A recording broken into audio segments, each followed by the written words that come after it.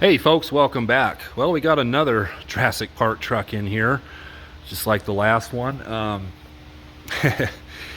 No, that's not what it is, but I'll put a link down in the description for another video that I've got out with a different one of these pickups that and explain what it is that these pickups do. That one had a 6.2 gas. This one here is a 6.7 Powerstroke, and it's got an engine miss, smokes a little bit, check engine light, and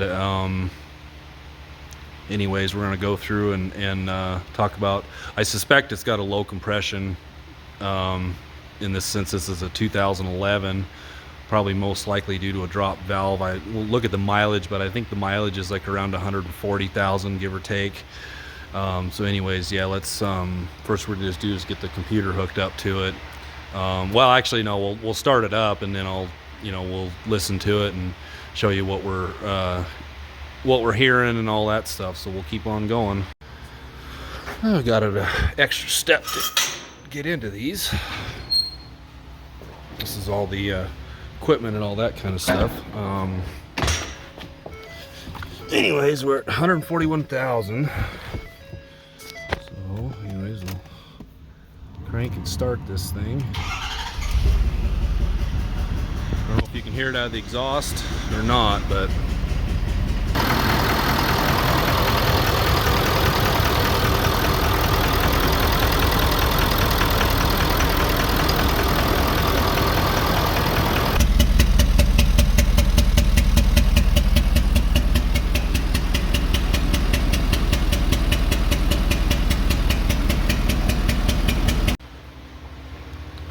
okay, so it you don't hear it up as in front here as much.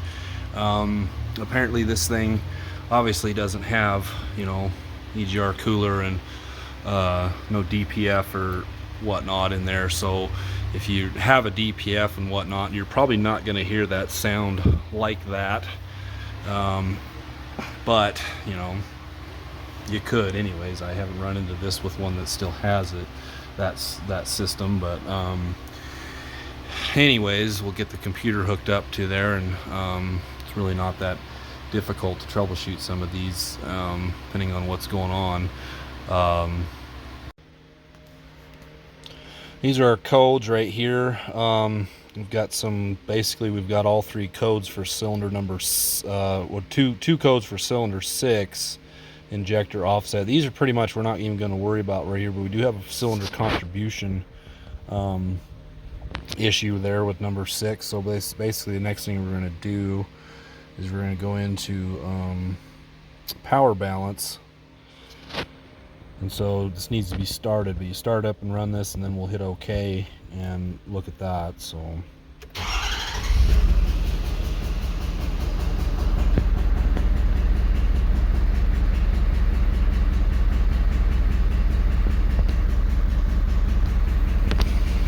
okay, we got a problem with number 6. It's hitting a little bit, or else it'd be clear down here, but that's definitely an issue there. So now I just went in here to actuation test, and we're going to go ahead and disable this injector number 6.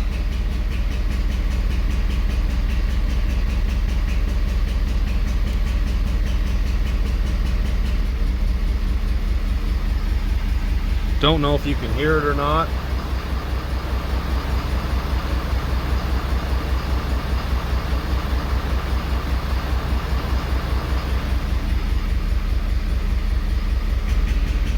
Okay, so this is with it on. You can definitely, when you disable, so that injector's working, it's hitting. Definitely without it, you don't hear it come out of the exhaust as much. Disabled.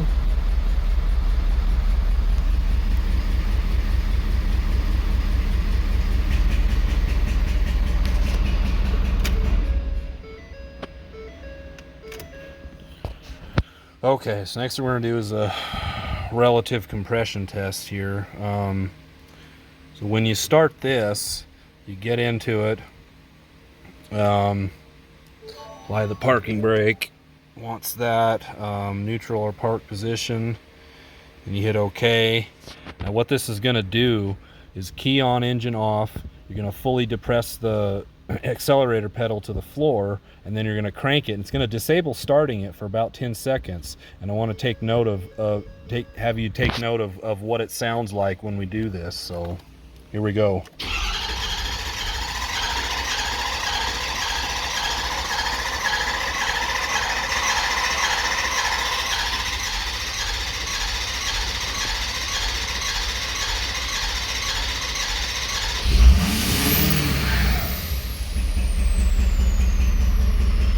Right there, cylinder number 6 got a fault right there. So there's a difference of 14% in that relative compression.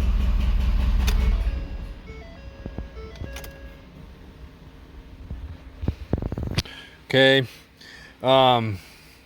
that's not 100%, but that's a pretty decent test.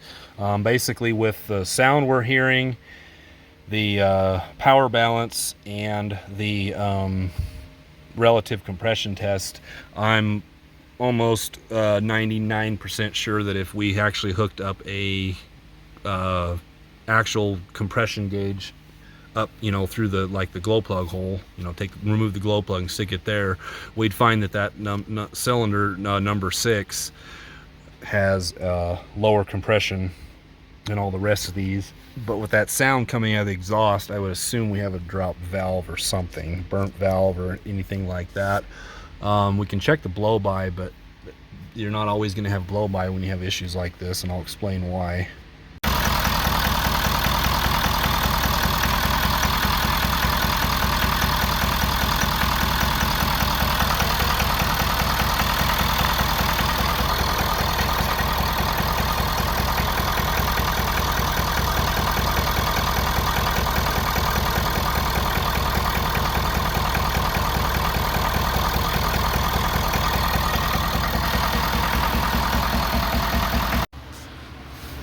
Okay, we have a little bit of smoke, you know, coming out of there, but we don't have much blow by, and this is the reason why, you know, some people say, well, there's no blow by, you know, there's kind of, you won't always have it, because blow by, blow by is when your piston goes up on the compression stroke, and compression does get a little bit of compression, and some of it leaks past the piston, whether it's like either fried rings or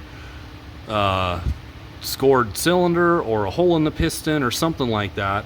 And then that pressure, as it goes past the cylinder, gets into the crankcase, and then it goes in, you know, to your crankcase, and that's how you get excess crankcase pressure, which, you know, you notice that if you had it really bad, if you set this cap on here, if it's bad enough, it'll pretty much try to lift this cap off of there. And then when I put the piece of paper down in there, it didn't really flutter the paper that much, hardly at all. So basically, it's you know, we've got an issue with a valve, either, you know, stuck open.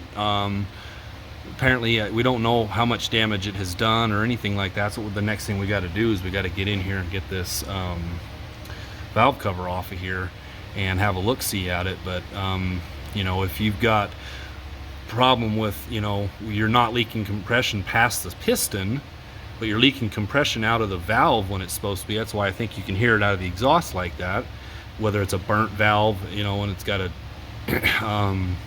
sometimes these things can actually in the valves or whatever, they can actually like break different parts of the valve off, kind of like in a pizza shape slice type of deal, you know, slice of pizza, and a little chunk of it can come out. Well, then you're going to lose compression. Obviously the RPM changes a little bit. That injector's working, the cylinder is firing, it's not firing very good. And you know, there's 4 valves per, you have just 4 valves per cylinder, 2 intake and 2 exhaust, so there's a possibility that it's just 1 valve. And you know, we don't know. I actually think the first thing I'm going to do is pull the number 6 glow plug out, go down in there with a camera and try to get down in there and just see what there is that's possible that it can see. But you know, pretty much if you're leaking the compression past the valve, whether it's part of it's burnt or if it's dropped out of place or bent or whatever could happen, you know, that's why you're not getting the blow-bys, because the blow-by is not making it past the piston. So it doesn't mean that just because it doesn't have blow-by doesn't mean that there's, you know, not any serious problems. If you do watch the video that is on the other Jurassic Park pickup, that 6.2, that's exactly what happened. Is a valve spring broke, dropped the valve low enough to where it bent. The piston came up and hit the valve and bent it, and we were able to just remove the cylinder head, put a new valve in it, and then reinstall the cylinder head. You know, new gaskets obviously, but new timing chain and whatnot. But anyways, you know, this is possibly could be the same thing, but it's going to be a lot more work than that, and we'll have to decide from there as we go, just depending on what we find wrong. But I think that's the next step, is to get the glow plug. They're accessible right in this way. Usually taking this fender liner out is actually really easy to get these out in these pickups, and getting right in there and getting the thing unplugged and getting that glow plug out of there and try to snake a camera in there, and that'll be the first plan. And then if we can't see anything, then the next thing is to get this valve cover on this side removed, to see what we can see there. With the inner fender well out, we got to get that this plastic, this insulating deal in here, and it's kind of held on with those deals right there. Oh, sometimes these right there. There's one here. There's one somewhere down there. It's hard to see it. And then there's a couple of them at the top. You can see one clear up there. See if I can get my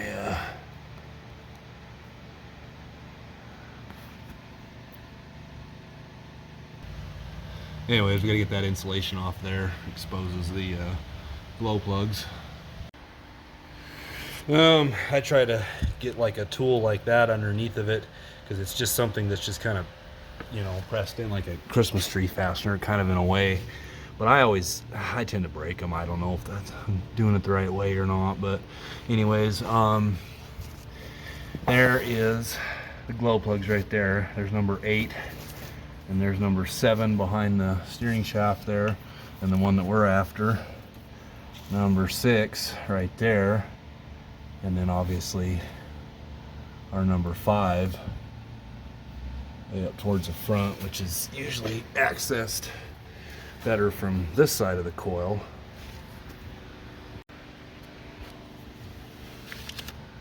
All right, so the way these work, and I'm going to show it here on this number 8 plug. I get my light in a decent position here to where it will stay.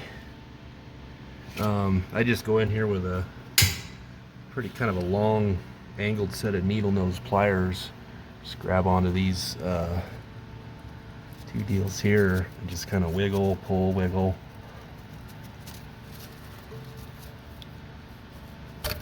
And pull it out. See, it just came right out. So anyways, that's not that bad. We're gonna need a 8mm, I think it's an 8mm, I can't remember. It's been a little bit since I did a glow plug on a 6.7, but excuse me, 8mm is what I think it's gonna be to get that out. So, well, that's what I used to get it, that long of an extension there. This just pull out a little bit enough I could grab it, but if not, you can go in there with a magnet or whatever and pull it out. So anyways, let's get the camera set up and go in that hole and see what we can see. Well, I've never had to do this before on a 6.7, but even as small as this camera is, I can't get it in far enough to see anything. You can see how small this is. Yeah, you can see how small the tip is. So that's just not happening. Well, anyways, they want me to pull this valve cover off to see what we can see there. You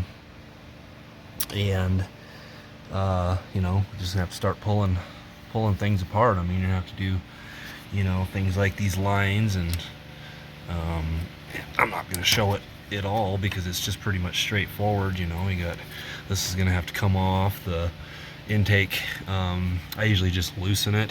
You can loosen it and you can kind of lift it up a little bit. It doesn't actually have to like come out, but you know, things like this hose right here has got these deals that, you know, that they just squeeze and pull that off. You know, just squeeze these two things together. You know, this is the type of deal like that, and it just pops out.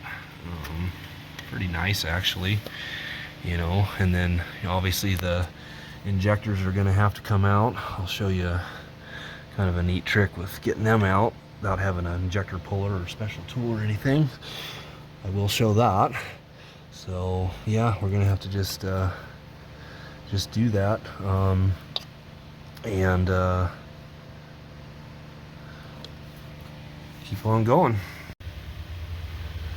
Okay, we got more of this disassembled here. We're just about ready to, only thing left really is to pull the injectors out, which I'm gonna show you a trick on getting them out without having a special tool. And then we gotta take all the valve cover / intake manifold, whichever you want to call it. I think it's actually called an intake manifold, because these engines are backwards. Remember, your exhaust comes from the head, from the center, right into the turbo there, and then your intake is going in there, getting divided up here along these little rails you can kind of see, and it's all the way down to the bottom there. That's where it goes. So they're backwards as far as that goes. A couple of tips I can, you know, this here is a what they call a crankcase vent filter, and you can see where the back part of this, you can see where this part goes back there. So it sits just like this in there. So what you got here is you got one bolt here, you've got these two back here, got one over here, and then you just kind of work it loose and snake it out of there. But you'll have to have the, well, not have to, but it's easier if you take the fuel filter housing out. Anyways, yeah, let me show you a trick on these injectors here. Okay, so they make a special tool to get these injectors out, but I don't got it. So you got the injector hole down here. You know, normally it goes in like that. The bolt goes down through there. I'll take it and flip it upside down, get it inside of those grooves like that. Go in here with a screwdriver.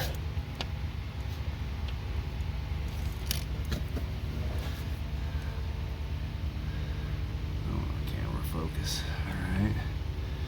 And then I'm just going to hit the top of this deal here with a dead blow. Oh, I didn't get it. Alright, this is take 2 here. Come on, it won't stay focused.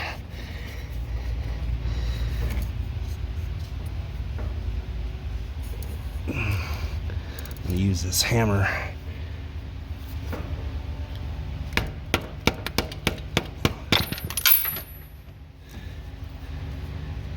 Just like that. Sorry folks, sometimes it's extremely difficult to film things, but anyways, that is how you can get these out.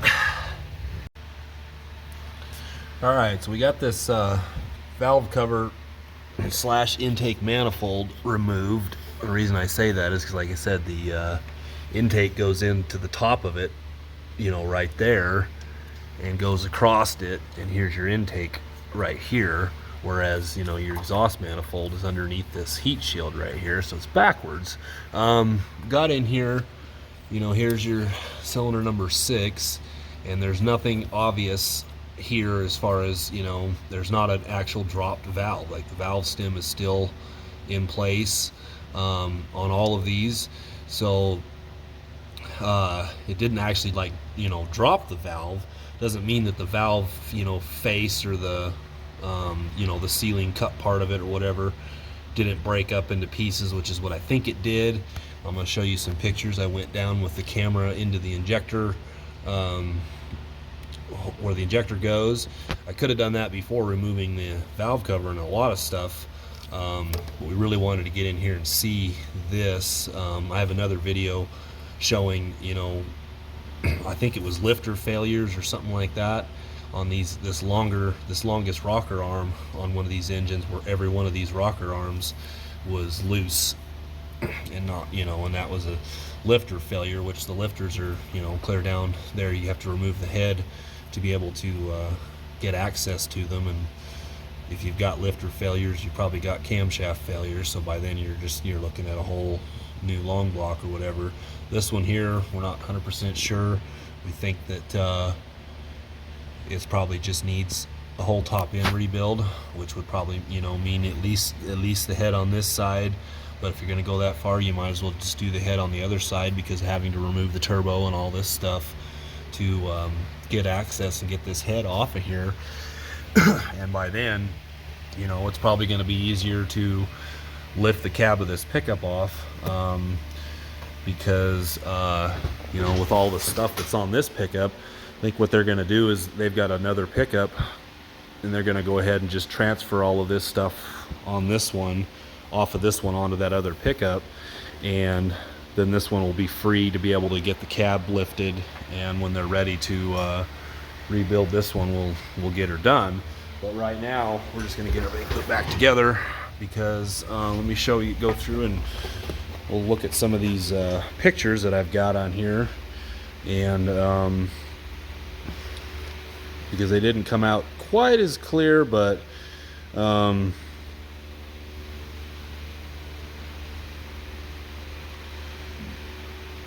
okay, I'm not even sure how these are all gonna come out for sure or not, but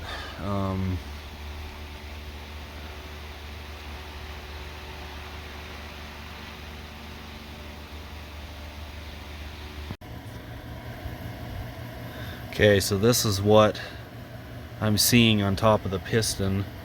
You can see a bunch of marks, and, you know, there might be a chunk of metal or something embedded in there. I don't really know. This is about the clearest I could get. That's about as high as I could get. You know, you can see the, you know, the shape of the piston, you know, the dish or whatever you want to call it. But something happened, obviously, and most likely, if the piston looks like this, the top of the aluminum head looks even worse, so the head's basically probably no good. But yeah, you know, this might even be a chunk of the valve. It's really hard to get it. This is as clear as I could get it. Made sure that the camera lens was as clean as possible. Played with the light settings and all that stuff. You know, but looking in here, there's definitely, you know, something that's happened. Yeah, it does look like these are just marks and stuff, but that right there almost looks like face of the valve. And then, you know, my camera, you know, we're going straight in there. It's either got the lens here on the tip, or it's got a side lens right here, but I cannot face it, get it, you know, in there. And I tried getting it to where I could, you know, get it like this, and it just wouldn't work to be able to get that side facing camera like pointed up towards the valves, but can't see it. You know, this one right here, this really does look to me like the face of the valve embedded down into the piston, so it's probably looking like a full complete long block setup is what this needs, but I just can't get any clearer shot than that. You know, even you get a little bit closer or whatever, but it just seems like that's a lot higher up than all the rest of these marks and stuff like that. It's pretty not very clear picture. You know, this was something I thought was just kind of laying there, but it, you know, yeah, these are just back this way are just pictures that I just kind of screenshot, but can't really see anymore, so I guess that's it for them. But you know, but yeah, it's a bummer. Something happened, and we can see that, obviously. That's one of the clearest ones right there.